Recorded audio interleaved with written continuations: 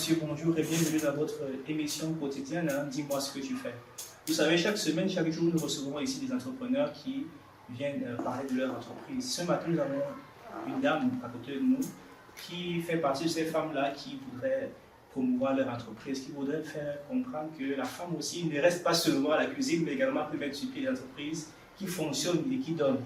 Son prénom c'est Doris, son nom c'est Iba. Madame Iba, bonjour.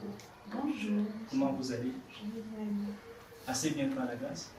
Alors, on va parler de vous, on va parler de Happy Hop Agency, mais également de votre parcours. Pouvez-vous d'emblée nous dire, à ceux qui vous écoutent également, qui est Madame Happy Doris? Alors, moi c'est Doris Iba, 36 ans, mariée, mère de 2 enfants, gestionnaire et marketeuse de formation et actuellement propriétaire de magasin Happy Hop.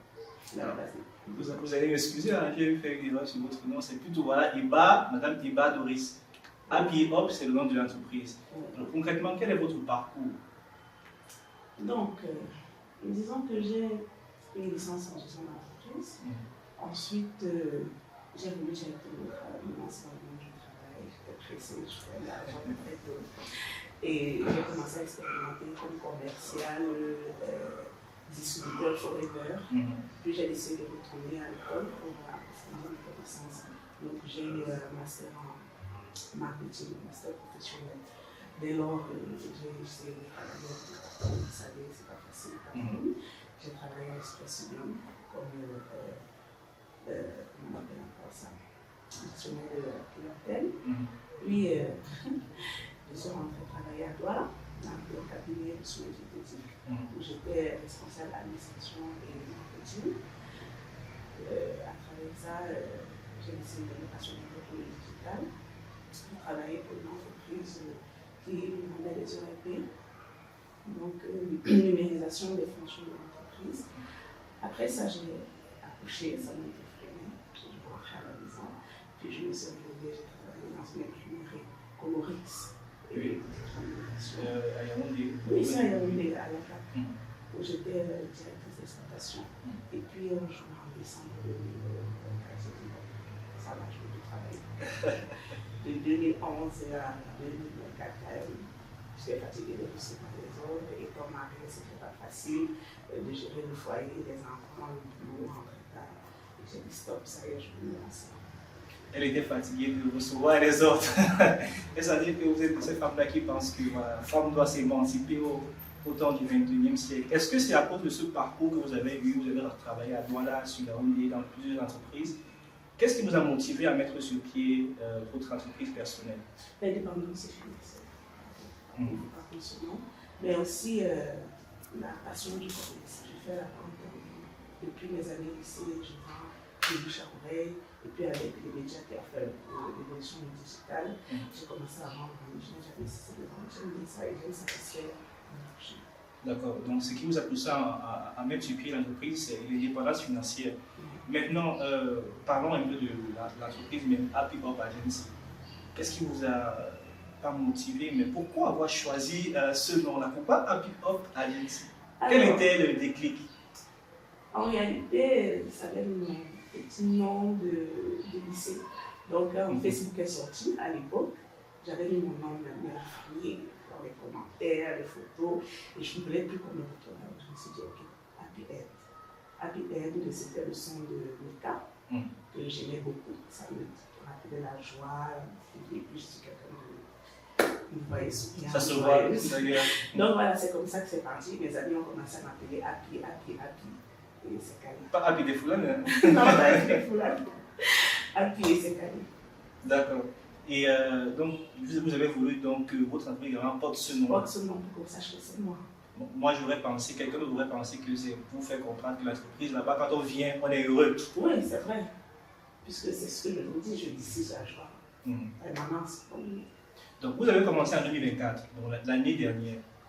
C'est bien cela. Non, c'est en 2024 que je prends la décision d'arrêter de travailler pour quelqu'un et d'être mon propre chef. Et vous avez commencé à mettre sur pied l'entreprise même en même temps? J'ai commencé déjà à créer en 2024 déjà la paperasse. Donc, il fallait trouver le local. Ça m'a pris quand même du temps. Et en avril 2025, j'ai trouvé le local. J'ai commencé à faire les travaux et j'ai ouvert en juin 2025. Est-ce que vous pouvez, parce qu'il y a beaucoup de femmes qui voudraient être comme vous, qui voudraient mettre sur pied leur business, mais qui ne savent pas comment fonctionner dans les débuts. Est-ce que vous pouvez nous dire concrètement comment est-ce qu'on fait lorsqu'on veut mettre sur pied une entreprise? Comment est-ce qu'on fait la paperasse? Comment trouver l'endroit? Comment recruter le personnel? Comment est-ce qu'on fait? Donc, je suis allée à, vous allez m'excuser, le centre de création des entreprises. Okay. À côté du collège de la retraite, la maison de la Rajouli. C'est là-bas que tout se passe. Vous allez trouver du personnel qui va vous aider, Et une fois que vous allez créer, tout dépend du type d'entreprise. Ça peut être l'établissement, ça peut être une salle. En fonction de ça, on va vous dire comment vous comporter. Une fois que c'est fait, vous devez vous rapprocher de la zone où vous voulez implanter l'entreprise, c'est-à-dire les mairies, les impôts, pour vous assurer que vous êtes en règle. Parce qu'effectivement, il y a beaucoup de choses. La paperasse, c'est quand même compliqué, donc c'est ça qu'il faut faire. Et comment avez-vous fait pour... Est-ce que vous avez fait confiance à la famille? Oui, si je suis là, c'est la famille. Mon mari, mes parents, mon oncle, ma tante, oui, sont tous épaulés pour que je puisse m'en sortir. Mon mari a fait beaucoup. Et aujourd'hui, parlons un peu de vos difficultés. Nous sommes encore dans les débuts. Hein. Quand ça a commencé, on peut dire qu'on est encore presque dans les débuts, mais quand ça a commencé, qu'est-ce que vous avez rencontré comme difficulté? Quand vous avez vu ça, vous avez dit, wow, c'est pas facile d'entreprendre pour une femme. Qu'est-ce qui vous a bousculé, un peu bousculé? Donc, le temps entre le foyer, je disais, le foyer et le travail, ce n'est pas facile, ça prend du temps, ça prend de l'énergie. Entre autres, la fiscalité, les taxes. Okay. Ce n'est pas facile. C'est pour ça que beaucoup aiment contourner, hein. On se cache ce n'est pas facile, mais il vaut mieux être en règle. Effectivement, ce n'est pas facile, surtout dans l'ignorance. Il y a beaucoup de choses que je pensais maîtriser et je me suis rendu compte plus tard que non. Quand vous travaillez dans une entreprise, chacun gère son pôle. Donc, au niveau de justement se mettre en règle avec l'État, c'était pas évident. Et maintenant, s'implanter, se faire connaître, faire apprécier le produit, ce n'est pas facile. Et justement, parlons un peu de ce que vous faites concrètement, qu'est-ce que vous donnez, qu'est-ce que vous offrez à vos clients. Qu'est-ce que Happy Up Agency propose comme service? Comme je ne suis pas différente. Vous faites donc c'est un bazar.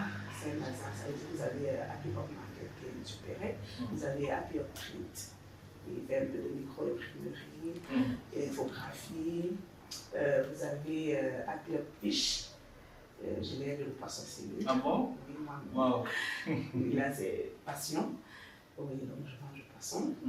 Et après, vous avez quelques prestations de services. Aussi. Pour enlever l'embranchement, Momo, vous avez paiement de factures, règlement, enrôlement. Wow. Même l'enrôlement. Vous faites vraiment dans tout. Hein. Est-ce que le poisson aussi est dans votre local? Je crois que c'est au niveau de Koundou. Ou alors c'est à la maison, c'est à la maison. Niveau logistique, ce n'est pas encore évident. Bientôt, oui, je vais faire l'effort de mettre du poisson sur place, mais ça à la maison, je fais surtout dans les livraisons. Alors aujourd'hui, vous avez parlé parce qu'il y a beaucoup d'entreprises qui, on va dire quoi, beaucoup de bazar, c'est-à-dire qui font plusieurs choses. Aujourd'hui, quand vous observez ce que vous avez fait, vous avez mis sur pied, quelle est la différence? Quelle est votre particularité comparée aux autres? Pourquoi est-ce qu'une femme ou un homme n'ira pas ailleurs, mais ira plutôt chez Happy Up Agency? Parce que chez Happy Up, c'est vrai que chez les autres aussi, mais je mets l'accent sur l'expérience parce que la plupart des produits que je propose sont des produits que j'utilise moi-même, en fait. Donc j'ai expérimenté, il y a eu beaucoup de problèmes de peau, il y a eu beaucoup de problèmes de santé, j'ai expérimenté et je propose ça pour que tout le monde puisse aussi en profiter. Donc vous avez d'abord vous-même expérimenté les produits que vous vendez. Oui. Est-ce qu'au niveau des prix aussi, le client peut trouver son compte? Oui, toute bourse. N'importe quoi. N'importe quoi. C'est-à-dire les bonbons qu'on vend à 50 chez vous, c'est 20 francs. Non, on n'ira pas jusque-là, mais disons qu'on est dans le raisonnable. D'accord. Oui. Et aujourd'hui, quel est le profil des clients qui vous... Aujourd'hui, on va dire qu'on est encore dans les débuts, mais déjà, quel est le profil des clients qui viennent vers vous? Est-ce que ce sont des femmes au foyer, entre guillemets? Est-ce que ce sont des commerçants? Est-ce que ce sont des chefs d'entreprise qui viennent vers vous aujourd'hui? Tout le monde vient vers moi. C'est-à-dire, ma cible, c'est tout le monde. La femme au foyer, normalement, l'homme, que tu sois entrepreneur, chef d'entreprise, peu importe ce que je fais chez moi, je trouve pas tout le monde. Tout le monde. Est-ce que vous avez déjà parlé de ce que vous faites, comment vous avez dit ça? Vous avez parlé de, j'oublie le terme, mais est-ce que vous avez déjà eu à rendre un service ou à travailler pour une organisation, voire une entreprise? C'est-à-dire que, je dis n'importe quoi, une entreprise, sans publicité, on parle peut-être d'Orange, organise un événement, et puis vous fait appel. Non, je n'ai pas voulu faire dans l'événementiel. C'est vrai qu'étant dans le domaine du marketing, ça compenserait à ça. Mais non, je n'ai pas voulu faire dans l'événementiel. Est-ce qu'à long terme, vous ne voudrez pas vous comment je vais dire, choisir un domaine spécifique, parce que vous avez fait comprendre que vous faites dans plusieurs choses? Est-ce que ce n'est pas parfois trop diversifié, ça peut embrouiller, je dis n'importe quoi? Est-ce que vous n'avez pas pour décider de vous cadrer sur ce que vous voulez faire plus tard, ou alors vous voulez davantage étendre les choses? Nous gens, je pense que de nos jours, il faut toucher plusieurs domaines pour être sûr de s'en sortir en termes de profit, déjà pour créer une autre entreprise. Moi, je veux rendre service à la population, dans le sens que si tu as besoin de manger, tu peux trouver chez moi. Si tu as besoin d'imprimer, tu peux trouver chez moi. Tu as besoin du branding, tu peux trouver chez moi. Mais ne vous inquiétez pas, je travaille aussi avec des petits partenaires. J'aime aider la jeunesse de l'option pour bien jeunes. J'aime aider les jeunes comme moi pour avancer. Donc, par exemple, les photographies, j'ai des compétences, mais je fais appel à mes petits. Je ne fais pas tout seul. Donc, vu le contexte économique au Cameroun, vous conseillez aux dames qui veulent également se lancer dans l'entrepreneuriat, si elles veulent mettre sur pied un business, c'est mieux de se lancer dans, c'est-à-dire d'avoir des entrées diversifiées. Oui, mais que vous maîtrisez. C'est mieux de faire ce qu'on aime et qu'on maîtrise. D'accord, ça c'est important, ce qu'on aime et qu'on maîtrise. Il y a beaucoup de gens qui font des choses qu'ils ne maîtrisent pas parce qu'ils veulent faire comme d'autres personnes. Est-ce que vous avez été formé dans ce que vous faites? Oui. Vous l'avez dit. Est-ce que vous aurez pu faire autre chose que ce que vous faites aujourd'hui? Oui, bien sûr. Par exemple, j'ai même le poisson, je n'ai pas été formé dans ça. On vous accompagne, vous avez des conseils Oui, disons que c'est venu de TikTok. Je regardais des scrollais sur TikTok et puis à chaque fois je tombais sur ces gens qui vendent du poisson, ils en parlent avec tellement de passion que moi-même, ça m'a pris et j'ai commencé à aimer ça. Vous savez, quand on ouvre le poisson, là, le bruit, ça fait là, ça détend. Et c'est parti de là et effectivement m'accompagner. Je me suis formée sur le tas, en fait. Moi, je dis que je n'ai pas été formée dans le cas à la base. À l'école, ce n'est pas ce que j'ai fait. Et je continue même encore à me former. Donc, à croire que vous n'avez besoin d'aller au marché chaque jour pour acheter du poisson, le poisson est à la maison. Donc, je vais venir habiter près de chez vous. Mais aussi le poisson, ça c'est une blague. Comment est-ce que vous vous considérez aujourd'hui comme chef d'entreprise? Comment est-ce que vous pensez que est-ce que selon vous, vous gérez bien ou vous ne gérez pas très bien, ou il faut encore vous améliorer dans votre entreprise? Bon, je sais comme le pôle de ce type. Donc, ce serait difficile pour moi de vous répondre, mais je vais un peu me fier à ce que j'entends de moi dans mon entourage. Déjà, on dit que je suis dynamique, protocolaire, je suis maniaque à la base, donc ça s'enfait un peu dans tout ce que je fais. Mais j'irai bien, non, il n'y a pas la perfection. Donc oui, je dois m'améliorer forcément et j'écoute beaucoup. Vous pensez que l'entreprise aujourd'hui avance quand même? Oui, ça avance. Pour être honnête, on a toujours le consommateur, je vais me lancer et puis le jour j'y arrive et le stress. Est-ce que ça va marcher? Est-ce que les gens viendront? Est-ce que je pourrais faire le chiffre d'affaires? Est-ce que je vais pouvoir faire face à mes charges? Et chaque jour, je passe, je rencontre chez Pokemon. D'accord. Ça s'améliore, oui. Et selon vous, de manière pragmatique, hein, pourquoi est-ce que vous pensez, ou même pas pourquoi, qu'est-ce qui fait en sorte que ça fonctionne? La persévérance. La persévérance, le dynamisme, le mien, de mon entourage, de mes collaborateurs. Vous parlez beaucoup depuis de l'entourage qui vous aide, les collaborateurs qui sont là. Est-ce que c'est important, voire primordial d'avoir autour de soi, lorsqu'on veut entreprendre, des personnes qui sont là pour nous? Oui, c'est très, très, très important parce qu'il y a des moments où vous devez flancher et ils sont là pour vous dire non, voilà comment il faut gérer, voilà ce qu'il faut faire. Et puis financièrement, par exemple, pour aussi dire ce n'est pas évident. Oui. Et pour une femme mariée, il faut vraiment avoir le soutien de son mari. Actuellement, c'est ça qui nous permet de, on va dire, de foncer, de vous envoler. De vous envoler comme une chanson là.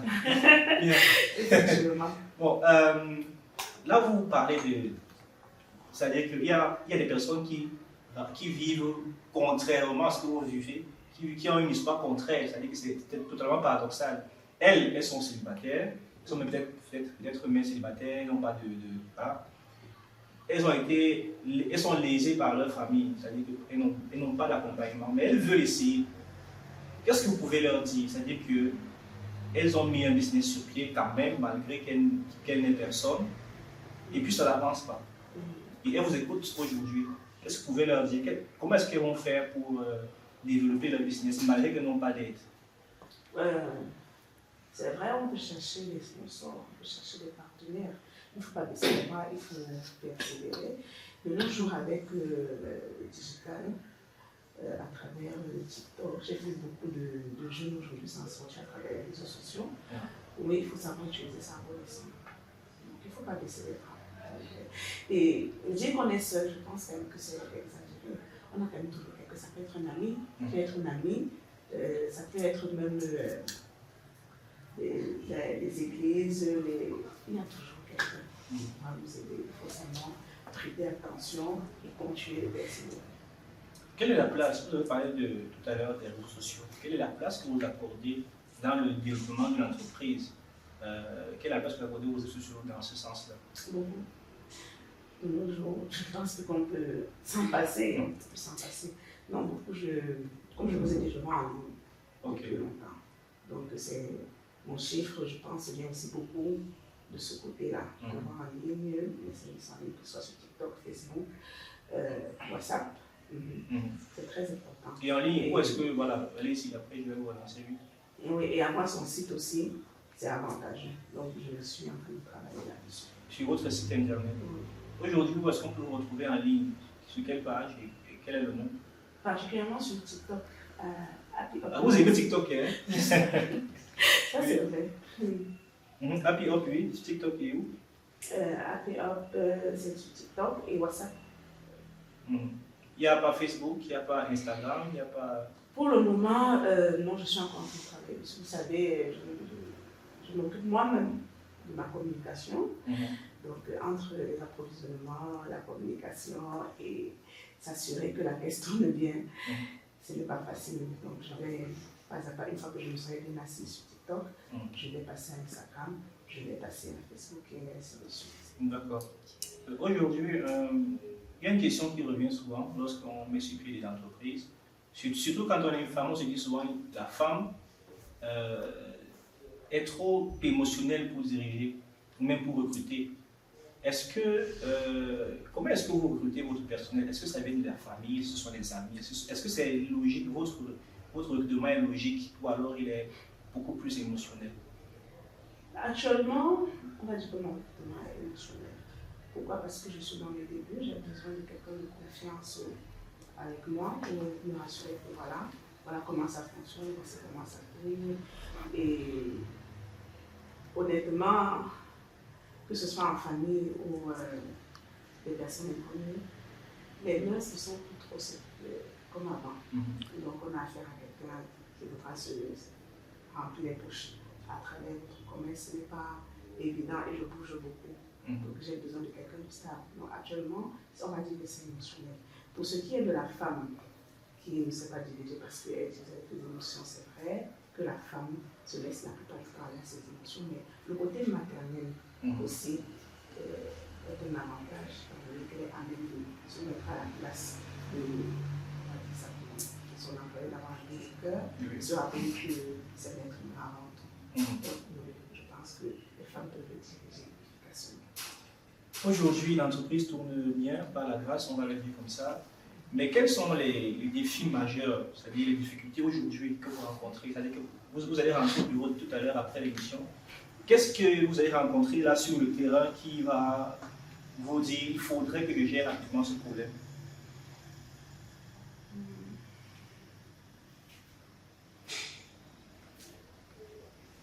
Je n'arrive même pas à répondre parce que... Il y a beaucoup de difficultés. Non, les difficultés sont les difficultés que tout le monde vit tout le temps. Genre, peu importe le nombre d'années que vous êtes sur le terrain, il faut contrôler la caisse, il faut se rassurer que le stock y est, il faut approvisionner, il faut achalander. Donc en fait, ça dépend du business que tu as. Ça dépend de ce que tu fais comme activité. Oui, non, mais mon plus gros problème actuellement, c'est d'être en règle avec l'État. D'accord. Bien, quand nous sommes dans une émission, vous le savez, je vous l'ai dit à l'entame, où on ne parle qu'entrepreneuriat, où on booste les femmes et les hommes et les jeunes à mettre sur pied leur business, à savoir comment faire, à trouver les méthodes, parce qu'il y a beaucoup de personnes qui se lancent sans avoir une base, sans avoir une méthode, une méthodologie. Et donc, je pense qu'avec vous, ce matin, on a compris ce qu'il faudrait plus ou moins faire lorsqu'on veut se lancer dans l'entrepreneuriat. Est-ce que vous avez un mot ou une phrase à partager avec votre famille, avec vos amis, avec vos clients qui vous regardent ce matin? Qu'est-ce que vous pouvez leur dire concrètement par rapport à votre business, mais aussi concrètement par rapport à comment je vais dire ça, ceux qui veulent entreprendre, comment est-ce qu'il faut? La question est quand même longue. La question a deux volets. La première question, c'est concernant votre famille, vos amis, vos clients. Qu'est-ce que vous pouvez leur dire? La dernière, c'est concernant les entrepreneurs, les jeunes, les femmes, les hommes qui veulent se lancer. Qu'est-ce que vous pouvez également leur dire? Je vais commencer par la famille. Je dis merci, grandement merci à ma famille, mes parents, mon mari, pour le soutien et aussi à mes clients actuels, pour la plupart qui sont mes amis. Oui, merci. C'est pas évident d'avoir les amis qui nous encouragent dans ce que vous faites, mais j'ai beaucoup de soutien à ce niveau-là, donc grandement merci. Maintenant, pour ceux qui ne sont pas encore clients, vous attendez voir. Chez nous, il n'y a que du bonheur, donc venez découvrir.